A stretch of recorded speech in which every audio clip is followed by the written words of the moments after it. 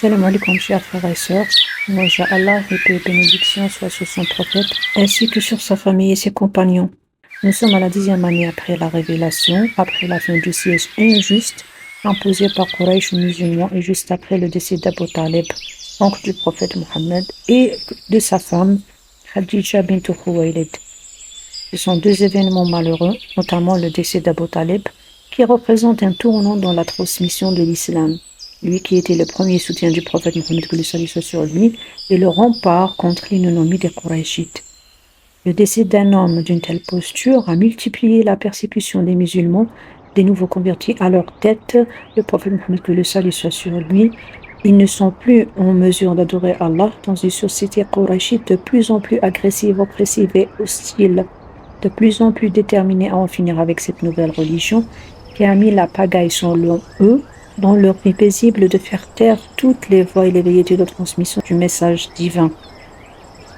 Dans ce marasme et ce chaos, et en voyant que la mission devient de plus en plus impossible, le prophète Mohammed, que le salut soit sur lui, décida d'entamer un voyage vers une ville appelée Taïf pour essayer d'y planter la graine d'un nouveau départ pour l'islam. Et c'était au mois de Shawwal. Mais pourquoi a-t-il choisi Taïf? Taïf est une grande ville à environ 90 km au sud de la Mecque, où habitait une tribu forte et puissante nommée Thaqif. Cette tribu, qui s'appelle Thaqif, avait des liens de parenté avec la tribu de Quraysh. Mais à l'inverse de Mecca, de la Mecque, Taïf est une ville la Mecque est une ville désertique avec une géographie désavantageuse. La cité de Taïf est une ville dotée d'une géographie plate et adéquate pour l'agriculture.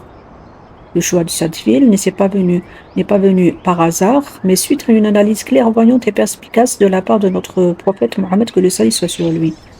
En effet, au-delà des liens forts entre Quraysh et Thaqif, entre ces deux tribus, et de la puissance de cette dernière, la tribu de Thaqif, la ville de Taïf était le poumon agricole de la région, et elle faisait vivre les Arabes de la région avec les récoltes des champs et des jardins. Cela rendait l'éventualité d'une guerre entre Quraysh et Thaqif très improbable. Donc, si cette dernière, Thaqif, la tribu de Thaqif, accepte l'islam et donne sa protection aux prophètes et aux autres musulmans qurayshites, l'islam aura plus de chances de prospérer et de se propager dans les territoires avoisinants. Mais la question qui se pose, comment sortir de la Mecque? Sachant que le prophète Mohammed était surveillé de très près par les Qurayshites, il était cerné, ne pouvait pas agir comme il le souhaite. Tout mouvement suspect aurait pu pousser Quraysh à l'empêcher de sortir de la Mecque. En plus, un voyage bien préparé avec une monture et un ravitaillement, et avec une compagnie des grands compagnons comme Abu Bakr ou Omar, aurait attiré l'attention de Quraysh. Donc, le prophète Mohammed, que le salut soit sur lui, devait choisir de faire profil bas. Comment il a choisi de faire un profil bas? Il a choisi de voyager à pied, accompagné de son serviteur Zayd ibn Haritha, qui était à l'époque encore considéré comme son fils, pas adoptif. Il a adopté, c'est pas son vrai fils, mais il est considéré comme son vrai fils, car rien de plus normal que de voir un père avec son fils voyager ensemble. Et puisqu'ils étaient à pied, cela voulait dire qu'ils n'allaient pas trop loin. C'est avec ce stratagème que notre prophète Mohammed, que le salut soit sur lui, a pu sortir de la ville de la Mecque sans se faire inquiéter et sans se faire remarquer, et d'entamer un voyage très important, car c'est un voyage qui dure de 2 à 4 jours de marche et de plus de 90 km à pied, sous le soleil brûlant de la péninsule arabique. Pendant ce périple, le prophète Mohammed, que le salut soit sur lui, et son serviteur Zayd ibn Haritha essayèrent de convaincre toutes les personnes et les caravanes croisées sur le chemin, mais sans succès, rajoutant à l'incompréhension, à la tristesse dans son cœur béni. Et en usant de son intelligence tactique, le prophète Mohammed, que le salut soit sur lui, fit une approche qui montra sa clairvoyance. Il décida de se concentrer d'abord sur l'élite de la ville, comme il l'a fait dans la tribu de Quraysh. Car si ces derniers acceptent l'islam, les personnes lambda suivront sans aucun doute le choix de leur chef et l'expédition aura atteint son objectif. Il demanda donc à voir les notables de Taïf, de la ville de Taïf, à savoir les 3 frères Abi Yalil, Mas'ud et Habib, les 3 fils de Omar, Amr ibn Omar al-Thaqafi. Il leur parla de sa mission de n'adorer d'autre qu'Allah et de suivre les enseignements de son prophète. Donc, ils étaient à l'époque, les trois frères, ils étaient comme commandants de Thaqif. Elle les incita à croire en Dieu et leur demanda de le soutenir dans sa mission, de le défendre contre ceux de Quraysh, qui s'opposaient à lui. L'un des frères lui dit: je suis prêt à arracher les voiles de la Kaaba, à les jeter par terre s'il est vrai que Dieu t'a envoyé.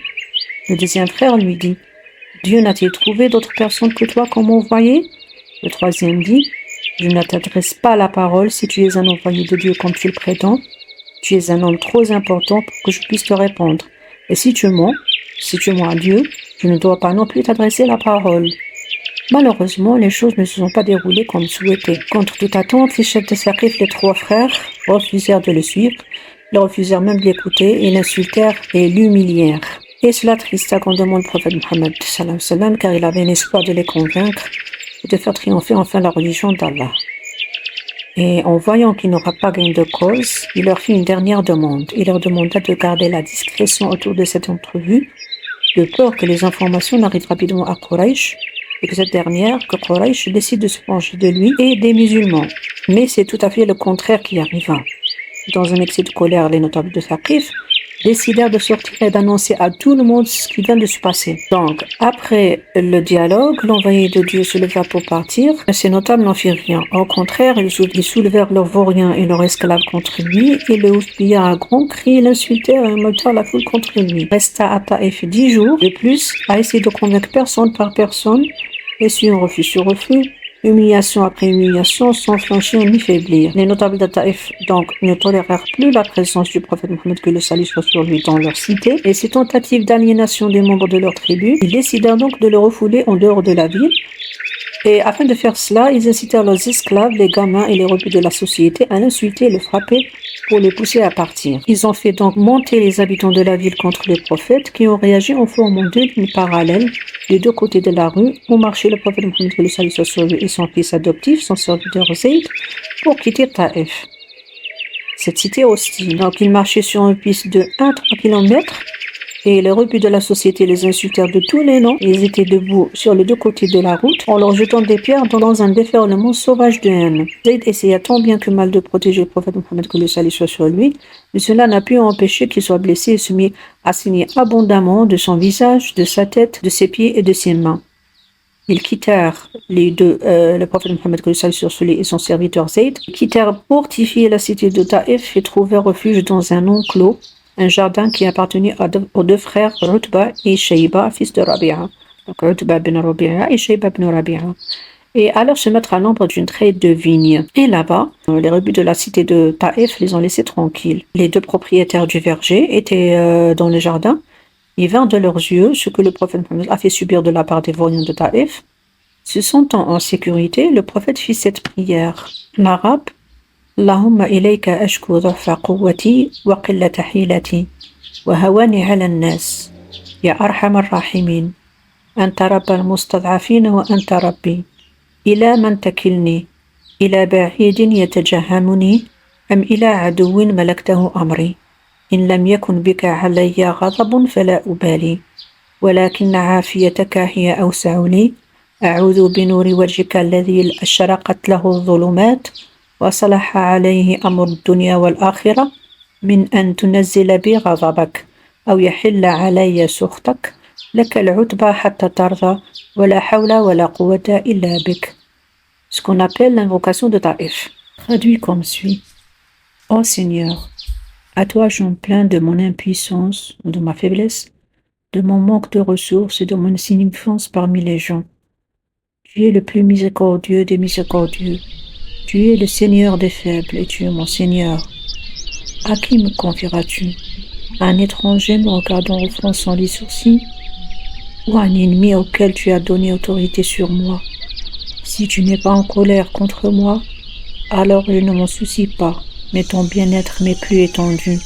Je cherche refuge dans la lumière de ton visage, par laquelle les ténèbres sont illuminées et par laquelle les affaires de ce monde, de l'au-delà, est en ordre.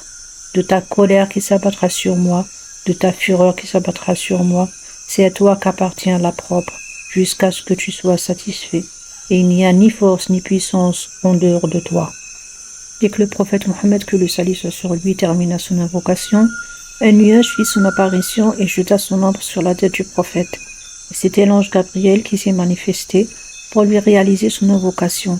Il dit, « Ô prophète, Allah a écouté ta prière et a envoyé pour toi l'ange des montagnes pour prendre ta revanche. » L'ange des montagnes appela le prophète Mohammed, que le salut soit sur lui salua et lui dit, « Si tu veux, je veux renverser 2 montagnes de la Mecque sur ses habitants. » Le prophète Mohammed, que le salut soit sur lui, répondit, « Non, je préfère plutôt que Allah subhanahu wa ta'ala fait sortir parmi eux des hommes qui adorent Allah sans lui associer quoi que ce soit. » Ayant vu dans quel état il était, les frères Rabi'a eurent pitié de lui. Ils ordonnèrent à l'un de leurs esclaves appelé Adas, qui était un chrétien originaire de Ninive en Irak, de cueillir quelques grappes de raisin, de les mettre sur un plateau et de les présenter à cet homme. Quand le jeune homme Adas présenta le plateau de raisin au prophète Mohammed, que le salut soit sur lui, le prophète Mohammed, avant de toucher au raisin, prononça la formule que tous les musulmans connaissent avant de manger. Il dit, « Au nom de Dieu », et prit une grappe.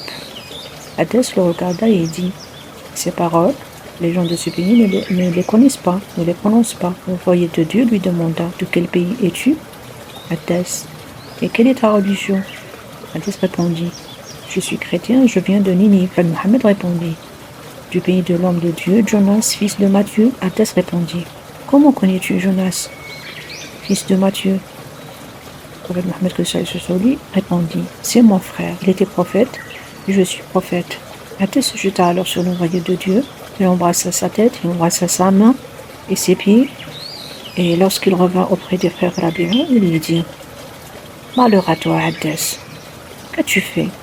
Pourquoi tu as embrassé cet homme ainsi ?» Adas répondit, « Maître, il n'y a personne sur terre de meilleur que celui-là. Il m'a parlé des choses que seul un prophète peut connaître. » Les frères Rabi'a répondirent, « Malheureux, il va te détourner de ta religion qui est meilleure que la sienne. » Mais le jeune chrétien Adas a cru en lui et a fini par embrasser l'islam. Mais le prophète, que le salut soit sur lui, devait rentrer à la Mecque, puisqu'il a perdu tout espoir de soutien chez les Saqif.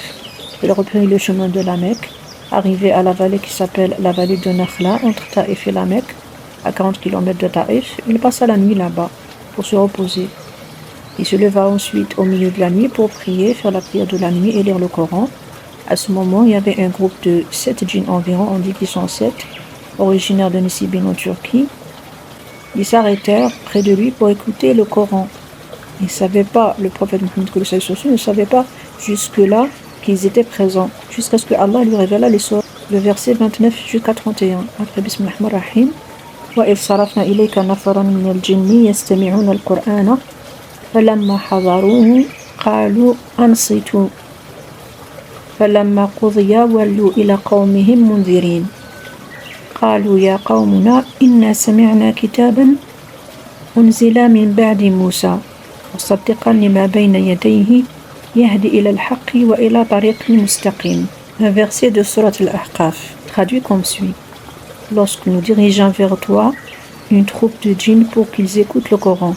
C'est-à-dire qu'Allah subhanahu wa ta'ala, c'est lui qui dirigea vers le prophète Mohammed une troupe de djinns. Quand ils assistèrent, c'est-à-dire ce groupe de djinns assistèrent à la lecture du Coran, ils dirent écoutez attentivement.